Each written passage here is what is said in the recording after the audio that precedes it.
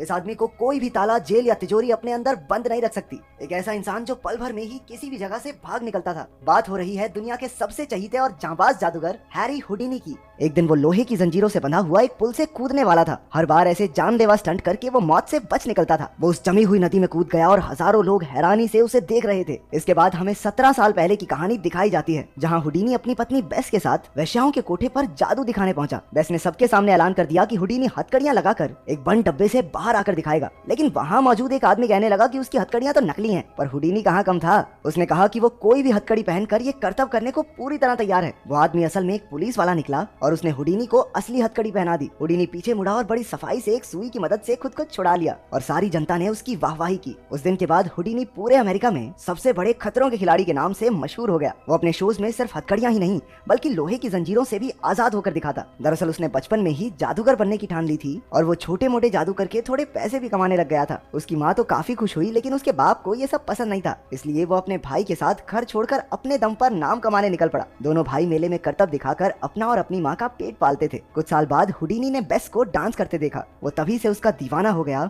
और बाद में उसने बेस को अपने साथ काम करने के लिए भी तैयार कर लिया। उस दिन से दोनों देश विदेश में घूमकर अमीरों के लिए जादू दिखाने लगे। उधर हुडिनी का भाई भी उसी के करतब दिखाकर पैसे कमाता रहा। ये देखकर हुडिनी ने ऐसे स्टंट्स करने का फैसला किया जिसकी नकल करने के बारे में कोई सोच भी ना सके। इसके बाद हुडिनी और बेस एक मशहूर जेल में जाकर जेलर से मिले और हुडिनी को कैद करने को कहा। जेलर ने कहा कि वो सिर्फ गुनहगारों को ही जेल में डाल सकता है। तो हुडिनी ने उसकी जेल का मजाक बनाना शुरू कर दिया और ये कहकर कि वो बड़ी आसानी से वहाँ से भाग जाएगा, उसने $100 की शर्त भी लगा ली। जेलर ने गुस्से में आकर उसे जेल में बंद कर दिया। असल में हुडिनी ये नया स्टंट करके जल्दी मशहूर होना चाहता था। जाने से पहले बेस ने हुडिनी को किस किया और जेलर को शक हो गया कि कहीं उसके मुंह में कोई पिन विन तो नहीं पकड़ा दी इसने। लेकिन हुडिनी के मुंह में कुछ भी नहीं मिला। रास्ता साफ होने के बाद उसने मुंह से एक सुई निकाली जो बेस ने उसके मुंह में डाली थी और कुछ ही पलों में वो जेल से फरार हो गया। इसके बाद वो रातों रात स्टार बन गया और सभी लोग उसके दीवाने हो गए। फिर वो एक और भी मुश्किल जेल में वहाँ से भागने का स्टंट करने पहुंचा। उसका पूरा शरीर जंजीरों से बंधा था और मुंह पर पट्टी लगी थी। लेकिन 5 मिनट के अंदर अंदर हुडिनी ऐसे फरार हुआ जैसे हवा में गायब हो गया हो। ऐसे कई स्टंट्स करने के बाद वो पूरी दुनिया में सम्राट हुडिनी के नाम से मशहूर हो गया। एक दिन जब वो शो के लिए चीजें खरीद रहा था तो दुकान के मालिक जिम ने उसे एक कांच का डब्बा दिखाया जो पानी से भरा हुआ था। जादूगर को उसमें उल्टा लटकाकर बंद कर दिया जाता और वो वहाँ से बाहर निकलने की कोशिश करता। हुडिनी ने एक बार ये स्टंट करने का फैसला किया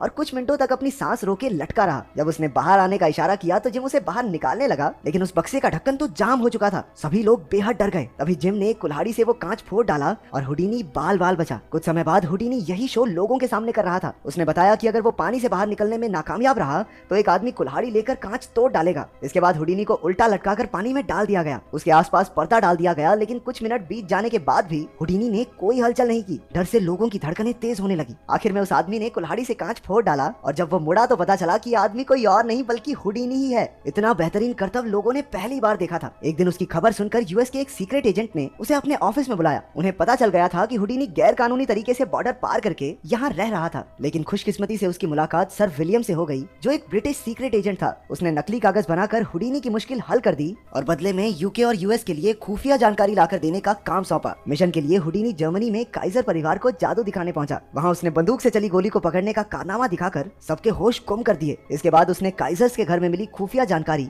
विलियम के एक आदमी को दे दी। फिर उसे रशिया में एक ऐसे ही मिशन पर भेज दिया गया। वहाँ उसने सभी को अपनी इच्छाएं एक कागज पर लिखने को कहा। सबने अपनी अपनी इच्छाएं लिख दी और उन्हीं के घर की एक बच्ची ने उनमें से एक कागज उठाया। उस पर लिखा था कि वो क्रेमलिन बेल को बजते हुए सुनना चाहती है। ये सुनते ही सब हंसने लगे क्योंकि क्रेमलिन बेल तो पिछले 100 सालों से नहीं बजी थी। लेकिन हुडिनी ने अपना कमाल दिखाकर एक रस्सी निकाली और जैसे ही बच्ची ने वो रस्सी खींची क्रेमलिन बेल बजने लगी। हुडिनी की जबरदस्त कलाकारी देखकर सब अपने घुटनों पर बैठ गए। अगले दिन हुडिनी ने विलियम से मिलकर उसे रशियंस के इरादों की जानकारी दी। विलियम उसके काम से बेहद खुश हुआ और उससे पूछा कि आखिर उसने वो घंटी बजाई कैसे। हुडिनी ने बताया कि सब कुछ पहले से प्लान था। उसने खुद के बनाए कागज को लड़की के सामने रखा और जैसे ही लड़की ने रस्सी खींची हुडिनी के आदमी जिम ने क्रेमलिन बेल पर गोली चला दी। इसके बाद विलियम ने हुडिनी से जर्मनी जाकर खुफिया जानकारी निकालने को कहा। अब हुडिनी जर्मनी में वहाँ के ऑफिसर्स के सामने एक तिजोरी में बंद था जिसमें वो सिर्फ 10 मिनट तक ही अपनी सांस रोक सकता है। लेकिन असल में वो तिजोरी में था ही नहीं। वो तो ऑफिस में घुसकर जरूरी कागज चुरा रहा था। लेकिन अचानक से ऑफिसर वापस आ गया जिस वजह से हुडिनी को ऑफिस की ही तिजोरी में छुपना पड़ा। ऑफिसर को तिजोरी हल्की सी खुली दिखी तो उसने तिजोरी को ताला लगा दिया। हालांकि हुडिनी ताले खोलने में माहिर था, लेकिन अब तो उसे भी घबराहट होने लगी थी। उसने अपने मन में सोचा कि वो दुनिया का सबसे बड़ा जादूगर हैरी हुडिनी है। उसने याद किया कि ताला लगाते वक्त कितनी आवाजें आई थी और कुछ ही मिनटों में वो सारे ताले खोलकर आजाद हो गया। फिर वो विलियम को कागज थमाकर सीधा स्टेज पर पहुंच गया और वहाँ बेस को शादी की 10वीं की सालगिरह का तोहफा दिया जो उसे ज्यादा पसंद नहीं आया। शो के बाद उन दोनों में बहस छिड़ गई। दरअसल बेस को हुडीनी का अपनी जान खतरे में डालना अच्छा नहीं लगता था, लेकिन हुडीनी ने कहा कि उसे लोगों को मौत के मुंह से बाहर निकलकर दिखाने में खुशी मिलती है। तभी उसकी नजर बर्फ से भरे एक ग्लास पर पड़ी और उसने इसी से अपना अगला जादू करने का फैसला किया। इसके बाद वो जाकर बाथटब में लेट गया और जिम से कहा कि पूरे टब को बर्फ से भर दे। वो बर्फ में रहकर अगले स्टंट की प्रैक्टिस करने लगा। इसके बाद हम उसी जगह पहुंच जाते हैं जहां से कहानी की शुरुआत हुई थी। वो पुल पर खड़ा उस जमी हुई नदी में कूदने ही वाला था। उसके कूदने के बाद बेस सहमी हुई वहां पहुंची, लेकिन हुडीनी ने कुछ ही पलों में हथकड़ियां और जंजीरें खोलकर सबको हैरान कर दिया। लेकिन तभी पानी के तेज बहाव ने उसे भटका दिया। वो बाहर निकलने का रास्ता ढूंढ रहा था और तभी उसे अपनी माँ नजर आने लगी। उन्हीं के इशारे से हुडीनी जमी हुई नदी से बाहर आने में कामयाब हो गया। अपने पति को इतने जानलेवा स्टंट्स करते देख बेस दिन प दिन परेशान होती जा रही थी। इसके बाद दिन प दिन उन दोनों के बीच लड़ाइयां बढ़ने लगी। पहले तो हुडीनी गुस्से में वहां से चला गया,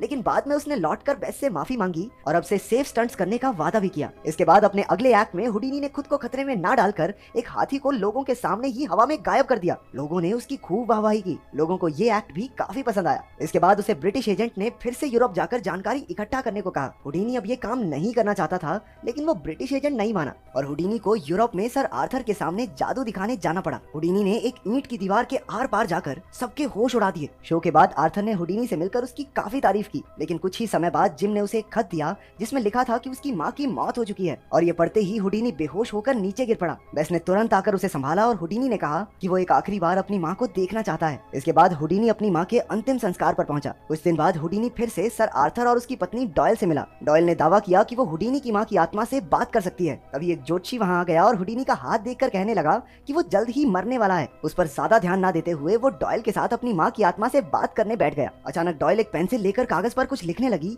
मानो हुडीनी की माँ की आत्मा उससे ये सब लिखवा रही हो। इसे देखकर हुडीनी बेहद खुश हुआ और डॉयल का शुक्रिया अदा किया। लेकिन बाद में जब उसने कागज को ध्यान से पढ़ा तो उसे एहसास हुआ कि डॉयल भी बाकी पाखंडी लोगों की तरह नकली है। कागज पर इंग्लिश लिखी हुई थी, जबकि उसकी माँ को तो इंग्लिश आती नहीं थी। ऊपर से आज हुडीनी का जन्मदिन था जो उसकी माँ कभी नहीं भूल सकती। गुस्से में उसने डॉयल और सर आर्थर का कई रेडियो और अखबारों के इंटरव्यूज में पर्दाफाश किया। इसके बाद हुडीनी बॉस्टन में एक तांत्रिक से मिला जिसका नाम मार्जरी था। वो भी बाकियों की तरह नकली निकली और हुडीनी ने उसका भी राज खोल दिया। गुस्से में मार्जरी हुडीनी के कमरे में उसे रिझाने पहुंची, लेकिन कोई फायदा नहीं हुआ। आखिरकार उसने हुडीनी से कहा कि तुम जल्द ही मर जाओगे और फिर हम तांत्रिक ही तुम्हारी आत्मा को अपने इशारों पर नचाएंगे। हुडीनी अपने अगले शो में पानी से भरे डब्बे से बाहर निकलकर दिखाने वाला था। वो इस स्टंट को पहले भी कई बार कर चुका था, लेकिन इस बार न जाने कैसे उसके पैर की हड्डी टूट गई। इसके बाद डॉक्टर ने उसे आराम करने को कहा, लेकिन हुडीनी फिर भी टूटा पैर लेकर अगले शो में पहुंच गया। बाद में अचानक एक आदमी ने डॉयल के खिलाफ बोलने के लिए उस पर हमला कर दिया। हुडीनी बेचारा दर्द से करहा रहा था, लेकिन उसने जिम और बेस को इस बारे में एक शब्द भी नहीं कहा। फिर वो अगला शो करने पहुंचा और अचानक स्टेज पर ही बेहोश हो गया। जिम ने तुरंत एम्बुलेंस बुलाई और डॉक्टर्स ने देखा कि हुडीनी की हालत बेहद नाजुक है और वो शायद ही बच पाएगा। जल्द ही ये खबर आग की तरह फैल गई और बेस को दुनिया के कोने कोने से हुडीनी के लिए खत आने लगे। ये देखकर उसकी आंखें भर आई। आखिरकार उसे एहसास हुआ कि उसका पति लोगों के चेहरों पर मुस्कान लाकर कितना महान काम करता है। बदकिस्मती से हुडीनी जल्द ही चल बसा और आखिरी वक्त में भी उसे अपनी माँ दिखाई दे रही थी। पूरी दुनिया ने महान हुडीनी की मौत का दुख मनाया। कहानी के आखिर में हमने देखा कि अब बेस किसी तांत्रिक के पास जाकर हुडीनी की आत्मा से बात करने की कोशिश कर रही थी। तो क्या तुम लोग मानते हो कि कुछ लोग सच में आत्माओं से बातें कर सकते हैं? इस बारे में अपनी राय कमेंट्स में जरूर बताना। मिलते हैं